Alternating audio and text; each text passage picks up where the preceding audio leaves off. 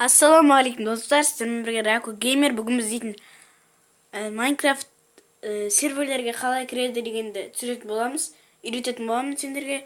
Ең бірінші достар, біз өзіміздің атымызды жазамыз ағылшынша. Қазір көрсетем, мінекей профильдегі. Міне, мен Рахман атым, мен 2005-пен, сондықтан да 05 деп жазып қойдым. Сіздер дейтін 2004, 2003 сондай болсаңыздар, онда 2006 шығарсыздар мүмкін.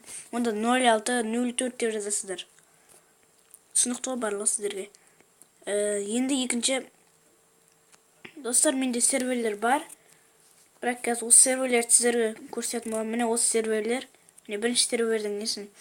Не істеңіздер, көшіріп алыңыздар, паузаға қойып. Менің Майнкрафт версиям 1.1.5. Көшіріп алыңыздар. Көшіріп алдыңыздар ма? Біз келесі серверге кеттік. Міне Pro деген сервер. Көшіріп алыңыздар. Көшіріп алыңыздар ма? Онда келесі серверге кеттік тағы да. Каз. Міне Бидварс деген Greenwix сервердегі. Мінекей, көшіріп алыңыздар.